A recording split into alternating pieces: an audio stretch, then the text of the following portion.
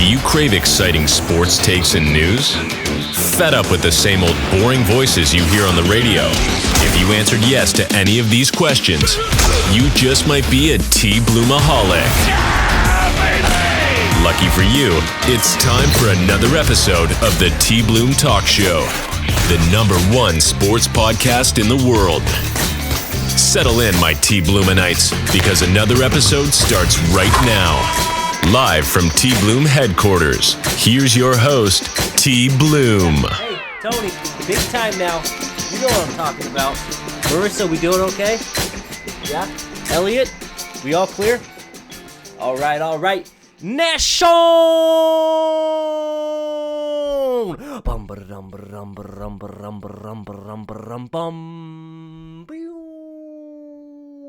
If you know what that song is, and you put it in the comments, I guarantee you I'll Venmo you $5.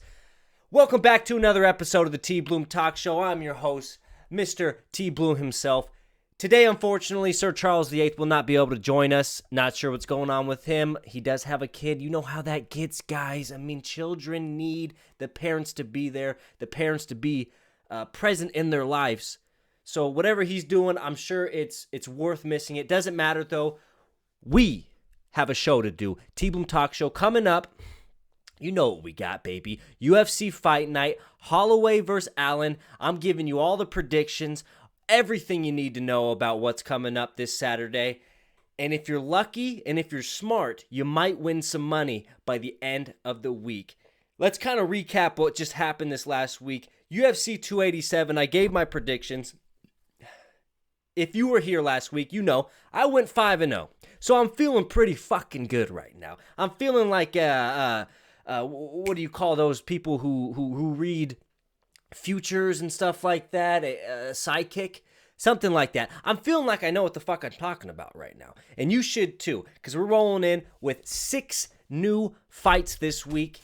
That's right, 6 fights. I'm looking to go 6-0, baby. Let's let the streak continue. Let's stop pussyfooting around. Let's get right into it. After I give a corporate update, right now we are at 95 subscribers for the TBloom Talk Show on YouTube. 5 away from 100. There it is. 5 away from 100. Let's fucking get it. I mean, like I said, tell a friend to tell a friend. Keep it going, TBloom Nation. I mean, TBloomaholics out there all across the world. Let's get it going. Let's get to 100. I'll do something special. How about this? Once we get to 100 subscribers on YouTube, I'll do 100 push-ups on the podcast for you guys to see, because that's how much it means to me. But yeah, anyway, let's get it going. UFC Fight Night, Holloway versus Allen. First up, first fight of the night. You know what's coming up. The fucking Tasmanian Devil, Clay the Carpenter Guida versus Rafa Gifted Garcia. We all know Clay Guida, the fucking legend. He's 38-19. He's the plus 190 dog, though, and for good reason. He's 5'7", 41 years old. He's got a 70-inch reach. Fights out of Team Alpha Male from Johnsburg, Illinois. Born in Round Lake, Illinois. This guy is a fucking fighter through and through. Not a guy you want to be at the bar with when shit hits the fan, unless he's on your side, right? You don't want to go against a fight in this guy if he's at a bar and he's getting all fucking shit tossed and whatnot. At least not me. This guy's a fucking lunatic. He looks like it. I mean, he's a fucking legend.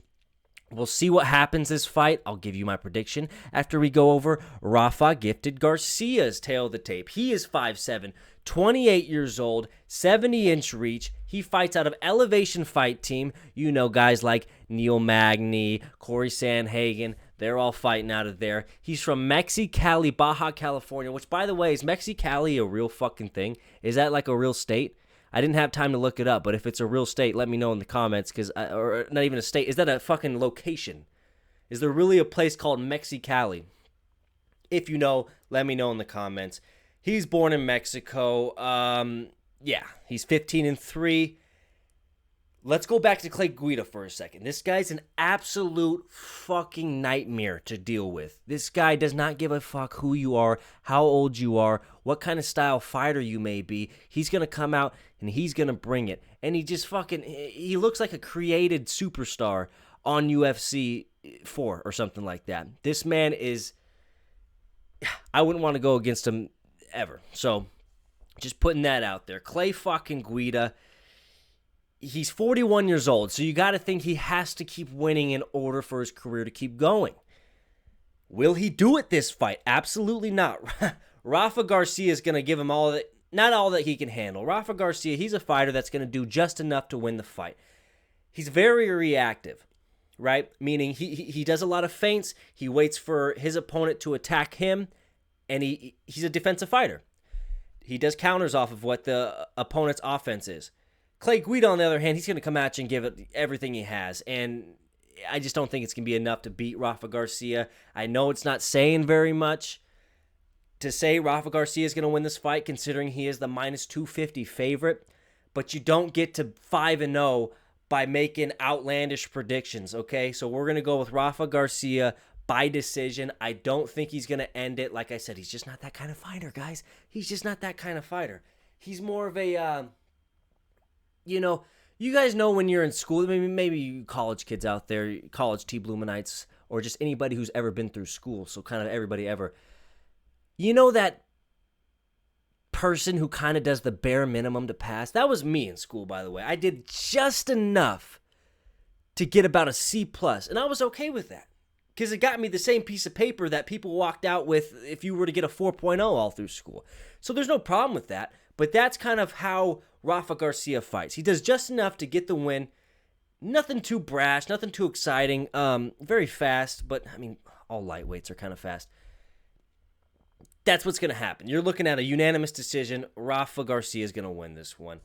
Nothing much to say there. I would bet that this is going the distance, though. I don't think this has any chance of having a knockout or a submission. So there's that one. Next fight number 2. Pedro Munhoz, the Young Punisher, versus Chris Gutierrez, a.k.a. El Guapo. For those of you who don't know what El Guapo means, it means handsome. Interesting that he would name himself that. Seems a little bit of conceited, if you will. I don't know. Will that play into the fight? Well, who knows? Let's go through the tail of the tape. Pedro Munhoz, number 9 ranked bantamweight in the world.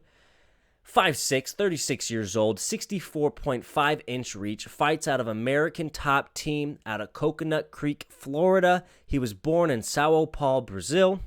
On the other hand, you got Chris Gutierrez, 19-3-2, a.k.a. El Guapo. He's 5'9", which is a +2 height advantage, +2-inch height advantage, 31 years old, 67-inch reach, which is a +2.5-inch reach advantage. I think that reach advantage is going to come into play precisely in this fight. And I'll get to that in a second. He fights out of Factory X out of Inglewood, Colorado, and he was born in Greenville, Texas. He is currently on a 7-fight win streak, 7-1 in the UFC. This guy has a chance to move up the rankings and solidify his name as one of the potential young and up-and-coming competitors in the lightweight division, which we all know is one of the best divisions, if not the best division in UFC. So, let's break this down a little bit. Pedro Munhoz, just by the way, is 1-4 in his last 5 fights, and those have all gone to decision. And, by the way, if you didn't know, he has only lost by decision. He's never been submitted, and he's never been KO'd. So, you got to think the route to beat him is by decision. A guy's never been knocked out. I get it. He's getting older. Maybe the chances rise as he gets older. I don't think it's going to happen, though, guys. I'm going Gutierrez by decision, and this is where I get back to that reach. Gutierrez has a good jab. He's got a much bigger reach than Pedro Munhoz. Pedro Munhoz has the tendency to keep his head on line, not move side to side, and he gets stuffed with jabs. He absorbs so many strikes per minute. I don't think he's going to be able to have what it takes to beat Chris Gutierrez, the number 13th ranked lightweight in the world.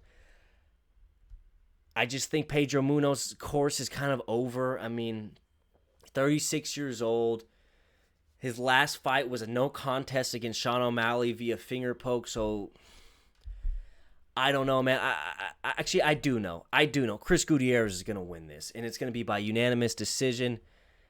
And yeah, that's my prediction for that one. That's going to get you to 2-0. So let's keep going with the fights. Next fight, Tanner the Bulldozer Bosser, the +102 dog, going against Ion Cutabella, a.k.a. the Hulk, who is 16-9-1.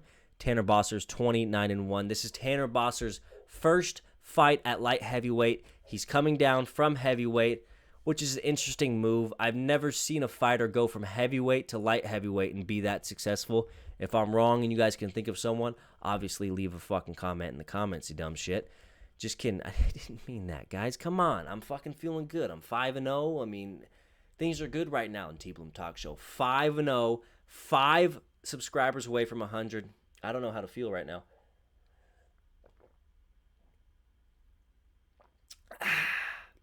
Remember, this podcast is brought to you by Red's Wicked Apple. Get your apple on. Just kidding. I don't know if that's illegal to do that. Am I allowed to create my own sponsorship? Is that a thing? Like, I just give Red's Wicked Apple advertisement right there. Free advertisement. Is that illegal? I don't know. We'll see. We'll see what happens. I'll have to call my lawyer.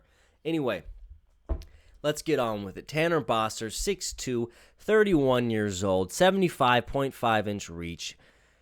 He fights out of Shaved Bears MMA. That's a funny name for a gym. You got to think it's just a bunch of heavyweights rolling around. Shaved Bears MMA. Fighting out of Bonneville, Alberta. Born in Bonneville, Alberta. You know how I feel about guys who fight out of the same place they were born. Yeah, on the other side, Ion, I'm going to say it's Ion Cutelaba. He's 6'1", 29 years old, 75-inch reach. That gives Tanner Boser the plus 0.5-inch reach advantage, which is not much at all. He fights out of Extreme Couture out of Las Vegas, Nevada, born in Chisinau, Moldova. A Moldovan, okay? Those Moldovians are tough. I mean, at least they sound tough. I don't think I've ever met a Moldovan. But that's beside the point. Let's get to the brass tacks of things. Ion is on a current 3-fight losing streak. And not just a normal 3-fight losing streak. 3 fights where they didn't go the distance. He's been stopped.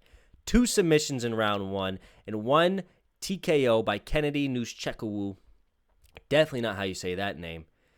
And, yeah, so he's looking to right the ship right now. He's going to be going up against Tanner Boser, like I just said, his first fight at light heavyweight, coming down as a heavyweight.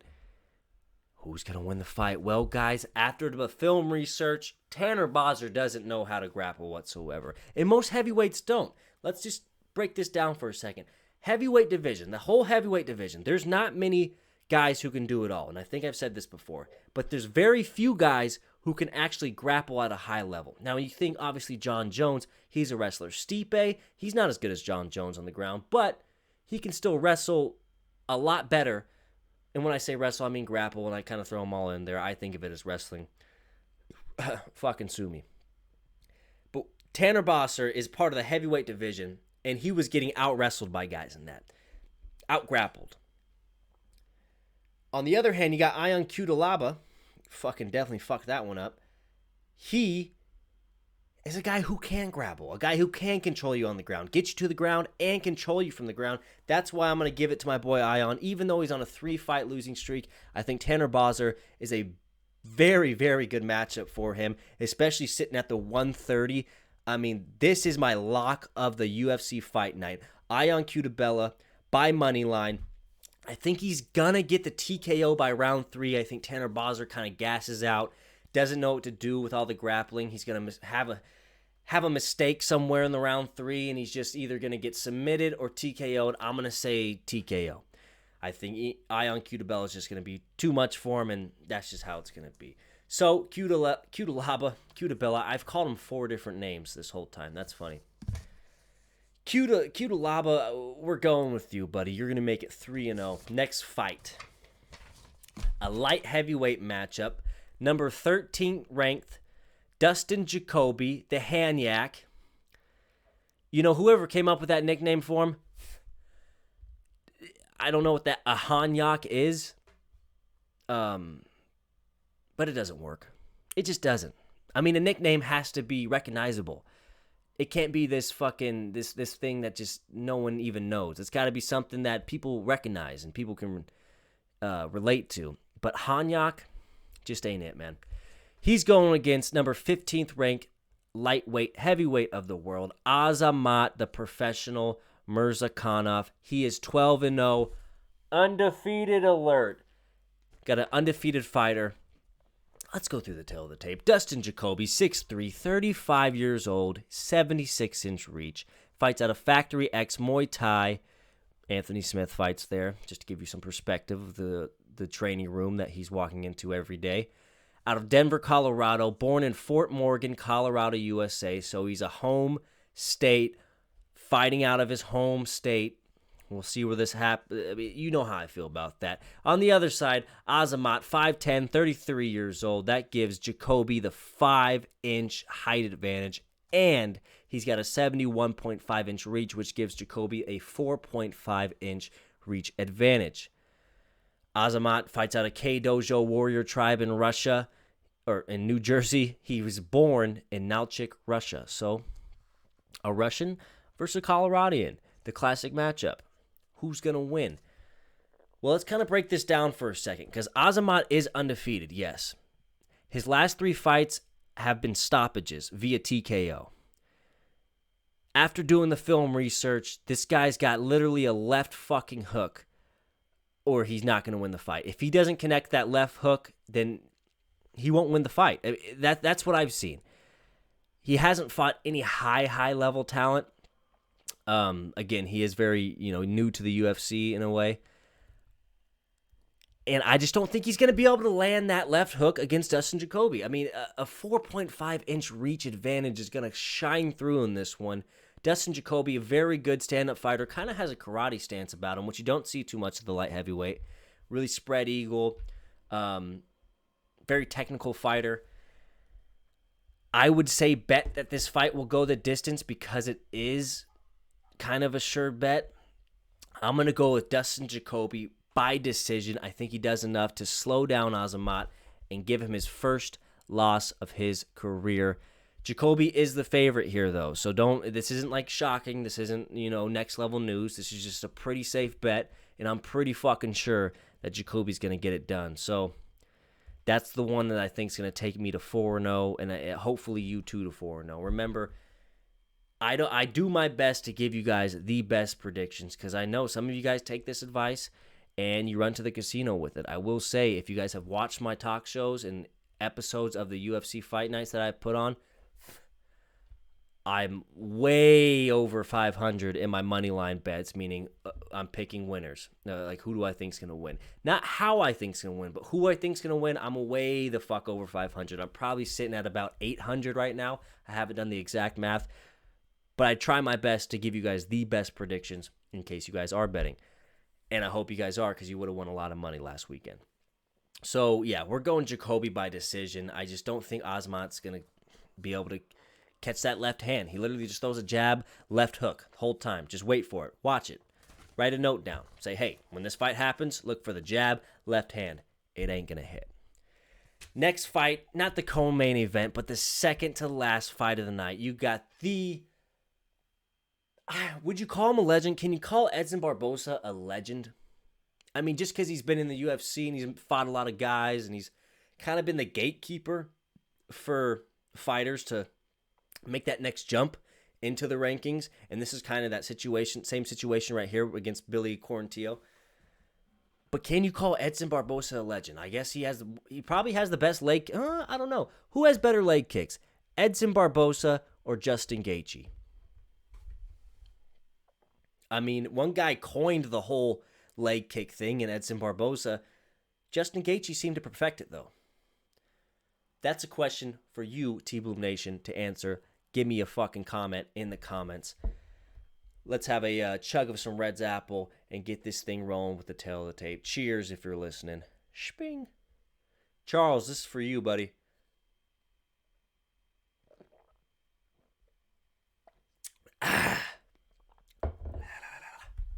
Schleiwolf. By the way, my Gutenschlag is coming up. That's a 26-year-old. Every young German 26-year-old boy has a Gutenschlag. Mine's coming up, so you guys can thank me there. If you guys want to come, obviously comment. Maybe I'll shoot you an invite, but pretty pumped about that. Gutenheimer to you all. Anyway, Edson Barboza, the plus 140 dog, 22-11.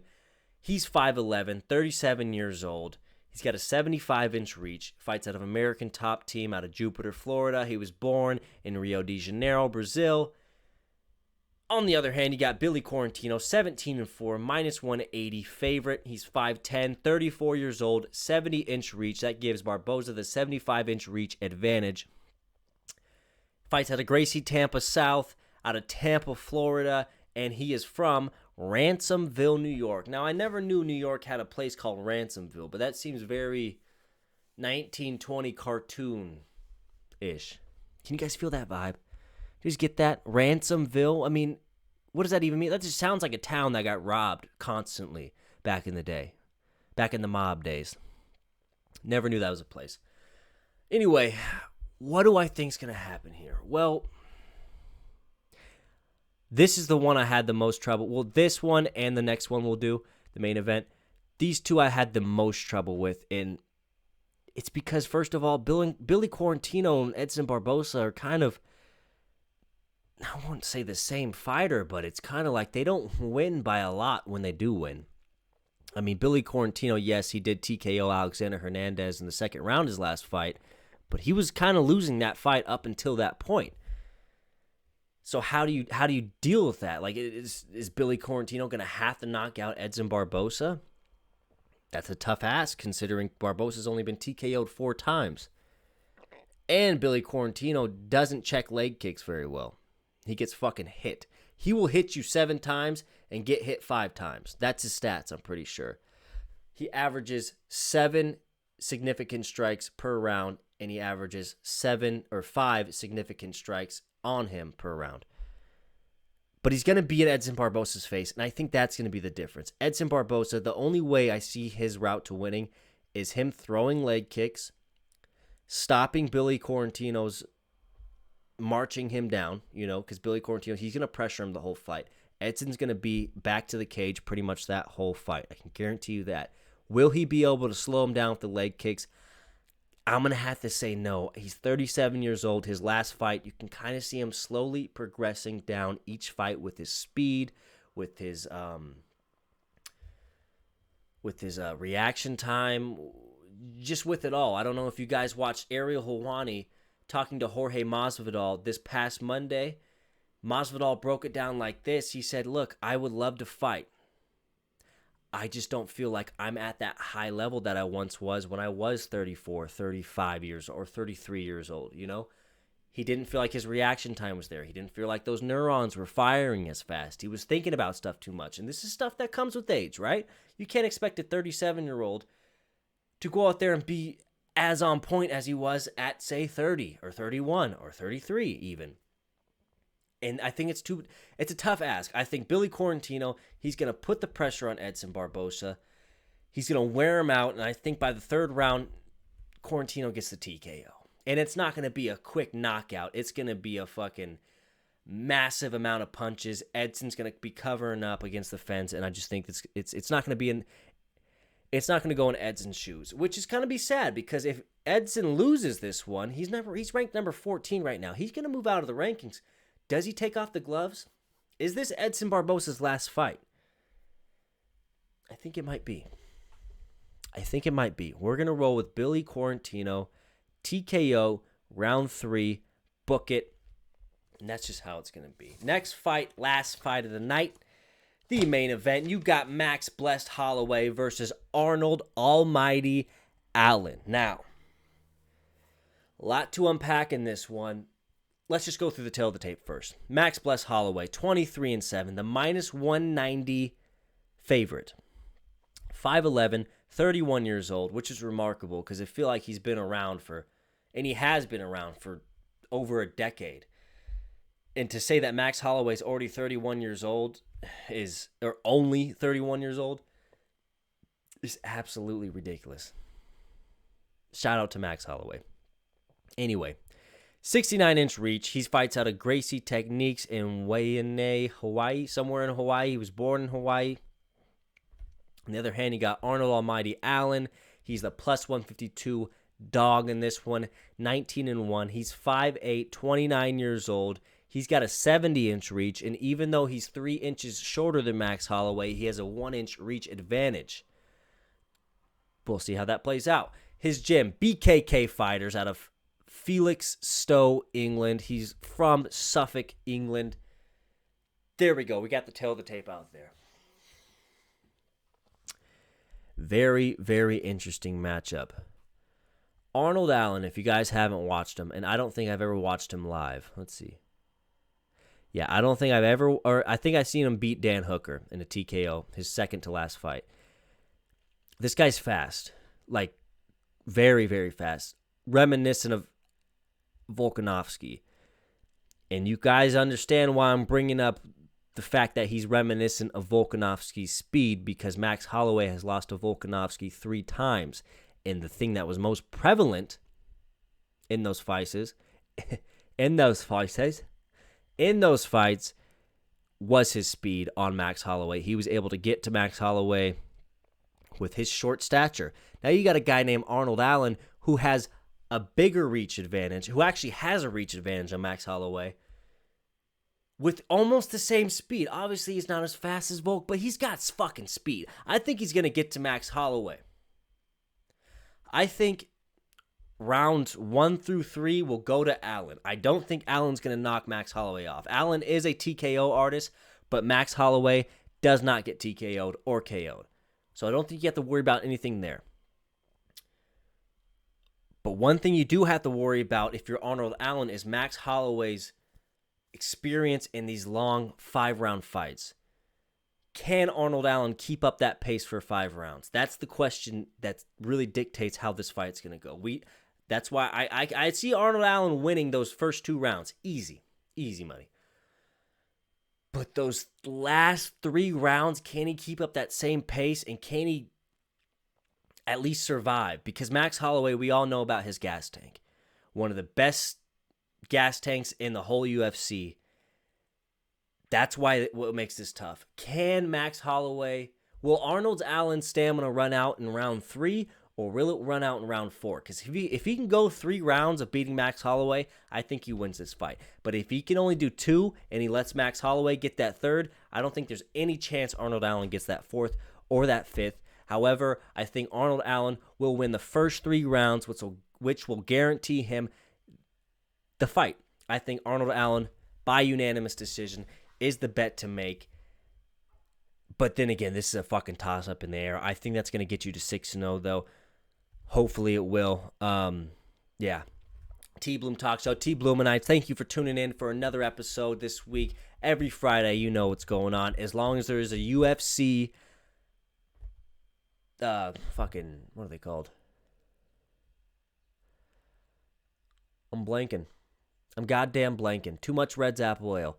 As long as there's a UFC matchup, Fridays, every Friday, tune in. There's your predictions. I hope you guys enjoyed it. Sir Charles VIII, hope you're doing good over there.